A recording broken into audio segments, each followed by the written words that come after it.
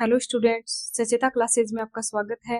हिंदी साहित्य इतिहास लेखन परंपरा के बाद में हम आदिकालीन साहित्य के बारे में पढ़ रहे हैं। आदिकालीन साहित्य को 6 भागों में बांटा गया है, जिसके अंतर्गत हमने सिद्ध साहित्य को पढ़ लिया और आज हम पढ़ेंगे नाथ साहित्य के बारे में। तो शुरू करते हैं नाथ साहित्य से। तो नाथ साहित्य का प्रवर्तक है वो गुरु गोरखनाथ को माना जाता है और गुरु गोरखनाथ के गुरु है वो मच्छिंद्र नाथ है, यानी गोरखनाथ है वो मच्छिंद्र नाथ के शिष्य हैं। प्रवर्तक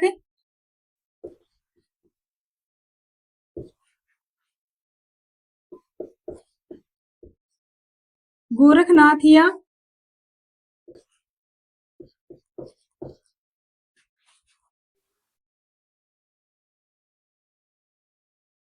गोरक्षपाल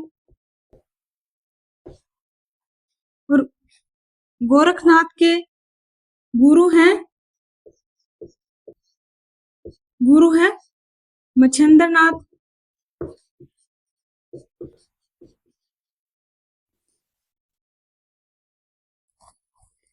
राहुल सांस्कृत्यायन ने नाथ साहित्य का प्रारंभ 895 ईस्वी माना है।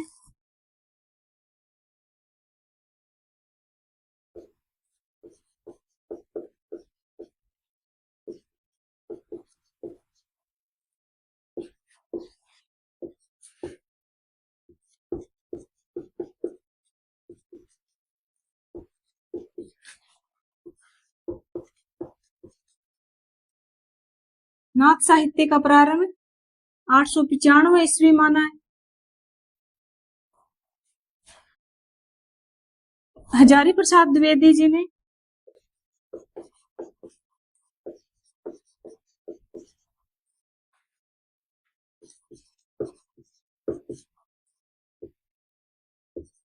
हजारी प्रसाद द्विवेदी ने 9वीं सदी माना है।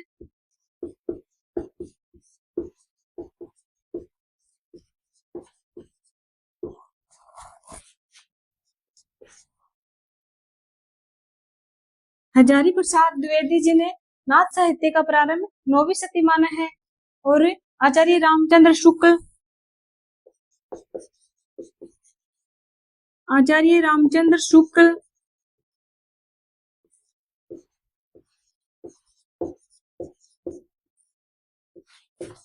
नाथ साहित्य का प्रारंभ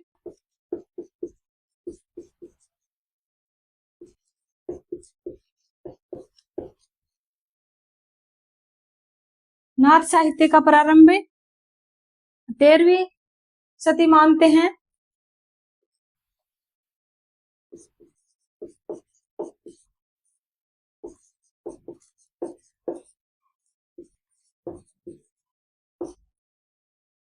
और रामकुमार वर्मा डॉक्टर रामकुमार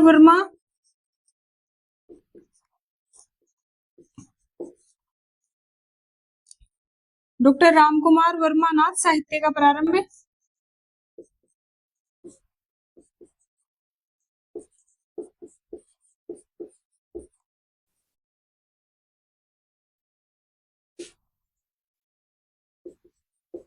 बारहवीं से लेके 14वीं शताब्दी मानते हैं।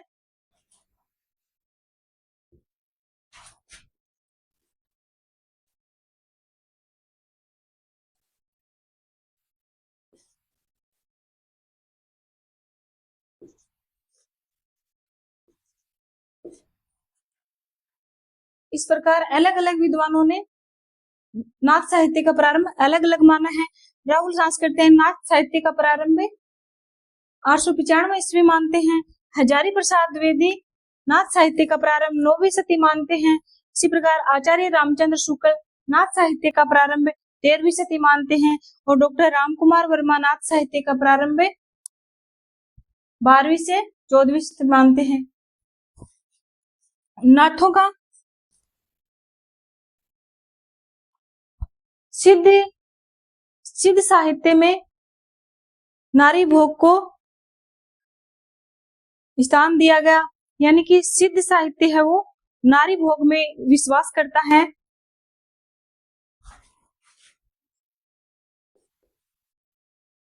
सिद्ध साहित्य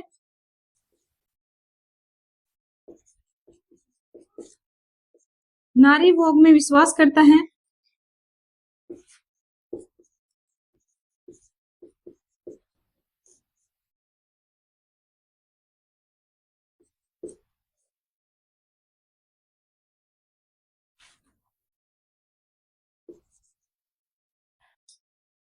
यानी कि सिद्धों का मानना था कि सिद्ध साहित्य में हमने पढ़ा था कि सिद्धों का मानना था कि नारी के बिना साधना हो ही नहीं सकती। उन्होंने नारी को साधना में सर्वोपरि माना और नारी को अपनी साधना का प्रमुख विषय माना। इसके ठीक विपरीत नाथ साहित्य है। नाथ साहित्य है वो साधना से नारी को बाहर कर रखते हैं, नारी को अपनी साधना से बाहर रखते हैं।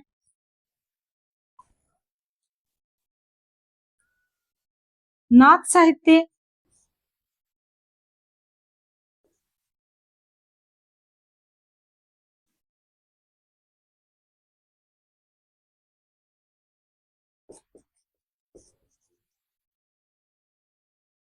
सिद्ध साहित्य से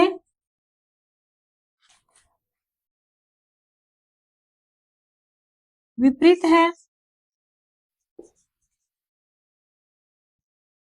इन्होंने नारी को साधना से बाहर रखा है, बाहर किया है।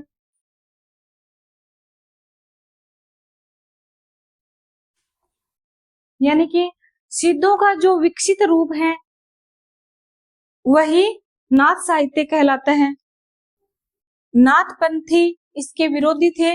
नाथपंथी है वो सिद्धों के विरोधी थे।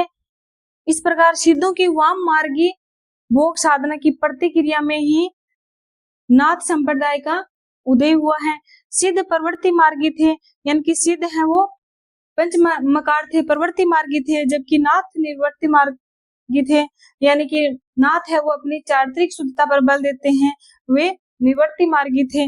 नाथों की संख्या 9 मानी जाती है।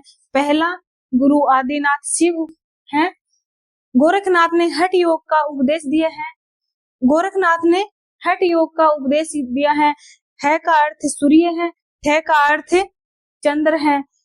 सूर्य प्लस चंद्र, सूर्य प्लस चंद्र का योग ही हठ योग कहलाता है। नाथ शब्द का शाब्दिक अर्थ होता है मुक्ति प्रदान करने वाला। नाथों पर सर्वाधिक प्रभाव शैव दर्शन का रहा है। नाथों पर सर्वाधिक प्रभाव किस मत का पड़ा है? शैव मत का पड़ा है। नाथ साहित्य के प्रारंभकर्ता गोरखनाथ थे। गोरखनाथ ने 14 ग्रंथों की रचना की। कुछ ग्रंथ हैं गोरखवाणी, आत्मबोध, भान 34, प्राण सांकले, ज्ञान तिलक। डॉक्टर पीताम्बर दत्त बर्थवाल ने गोरखनाथ की रचनाओं का संकलन गोरखवाणी नाम से किया है। सर्वाधिक प्रभाव पश्चिमी राजस्थान व पंजाब। भागीरथ मिश्र के अनुसार गोरखनाथ को हिंदी का प्रथम कवि माना जाता है। भागीरथ मिश्र के अनुसार गोरखनाथ को हिंदी का प्रथम कवि माना जाता है। गोरखनाथ को हिंदी का प्रथम गद्य लेखक, गोरखनाथ को हिंदी का प्रथम गद्य लेखक किसके अनुसार माना जाता है? मिश्र बंधु के अनुसार। हजारी प्रसाद द्विवेदी ने नाथ संप्रदाय को अवधूत संप्रदाय कहा है। सिद्धमत, सिद्ध मार्ग, योग संप्रदाय कहा है। और तुलसीदास ने कहा है गोरख जगायो जोग, भक्ति भगायो लोग। नाथों की संख्या 9 मानी गई है। 9 नाथों को हम विस्तार से पढ़ते हैं। तो 1 नंबर पर आते हैं आदिनाथ। आदिनाथ भगवान शिव हैं। आदिनाथ भगवान शिव हैं और आदिनाथ प्रारंभिक नाथ माने गए हैं। आदिनाथ है वो ही प्रारंभिक नाथ हैं। मच्छिंद्रनाथ 2 नंबर पर आते हैं। मच्छिंद्रनाथ, मच्छिंद्रनाथ है वो गुरु गोरखनाथ के गुरु थे। मच्छिंद्रनाथ कौन थे? गुरु गोरखनाथ के गुरु थे और कोल संप्रदाय के प्रवर्तक थे। मच्छिंद्रनाथ गुरु गोरखनाथ के गुरु थे और कोल संप्रदाय के प्रवर्तक थे। उनके ग्रंथ का नाम है ज्ञानकारिता, कोल ज्ञान निर्णय। कोल ज्ञान निर्णय है वो कोल संप्रदाय से संबंधित है। और एकुल वीर तंत्र और कुलानंद, ये उनके प्रमुख ग्रंथ हैं। पहला है ज्ञानकारिता, कोल ज्ञान निर्णय, अकुल वीर तंत्र और कुलानंद, ये इनके प्रमुख ग्रंथ हैं। मच्छिंद्र नाथ के बाद में 3 नंबर पर आते हैं गोरखनाथ। गोरखनाथ नाथ संप्रदाय के प्रवर्तक हैं। उन्होंने हठ योग साधना को महत्व दिया है। हठ योग साधना, यहाँ हठ है से अर्थ है सूर्य और ठे का अर्थ है चंद्र। इनके ग्रंथों की संख्या है 14। इनके ग्रंथों की संख्या 14 मानी गई है और इनके ग्रंथ का नाम है गोरखबानी। इनके ग्रंथ का क्या नाम है? गोरखबानी। इनके बाद में 4 नंबर पर आते हैं गहनीनाथ। तो गहनीनाथ है वो गुरु गोरखनाथ के शिष्य हैं। गहनीनाथ के गुरु गोरखनाथ हैं। उनकी रचनाओं में कृष्ण भक्ति की प्रधानता मिलती है। गहनीनाथ की रचनाओं में कृष्ण भक्ति की प्रधानता मिलती है और उनकी भाषा है वो मराठी है। इसके बाद में आते हैं गोपीनाथ। गोपीनाथ मेनावती के पुत्र हैं और जालंधर नाथ के शिष्य हैं। गोपीनाथ है वो मेनावती के पुत्र हैं और जालंधर नाथ के शिष्य हैं। इसके बाद में आता है चरपटनाथ। चरपटनाथ का अन्य नाम है चरपटीनाथ या चरपटियानाथ। इन्होंने आत्मा के योगी बनने पर बल दिया। चरपटनाथ ने आत्मा के योगी बनने पर बल दिया और ये वेशधारी योगी को निकृष्ट कहा। और चरपटीनाथ है वो सिद्ध साहित्य के कवियों में हमने पढ़ा था कि कुकुरिपा के गुरु थे। चरपटीनाथ है वो कुकुरिपा के गुरु थे। इसके बाद में 7 नंबर पर आते हैं चौरंगीनाथ। चौरंगीनाथ के गुरु थे मच्छिंद्रनाथ और गुरु गोरखनाथ के भी गुरु कौन थे? मच्छिंद्रनाथ। ये पंजाब के निवासी थे। चौरंगीनाथ कहाँ के निवासी थे? पंजाब के निवासी थे। इनके ग्रंथ का नाम है प्राण सांकली। चौरंगीनाथ के ग्रंथ का नाम क्या है? प्राण सांकली। इसके बाद में आता है 8 नंबर पर भरतहरिनाथ। तो भरतहरिनाथ का जन्म हुआ उज्जैन में। भरतहरिनाथ का जन्म कहाँ हुआ? उज्जैन में। ये विक्रमादित्य के भाई थे। भरतहरि हैं वो विक्रमादित्य के भाई थे और इनके ग्रंथ का नाम है और उनके गुरु हैं वो है जालंधर नाथ। भरतहरि के गुरु का नाम क्या है? जालंधर नाथ है और इनके ग्रंथ का नाम है भरतहरि शतक। भरतहरि नाथ के ग्रंथ का क्या नाम है? भरतहरि शतक। इसके बाद में सबसे लास्ट में आते हैं जालंधर नाथ।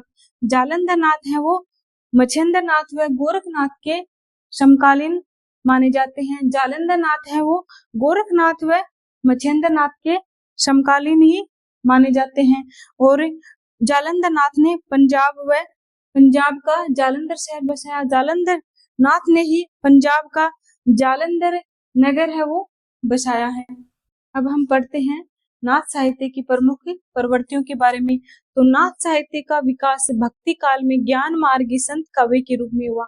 यानी कि नाथ साहित्य का विकास भक्ति काल में ज्ञान मार्गी काव्य के रूप में हुआ। सिद्ध सबसे पहले कौन आए? सिद्ध आए।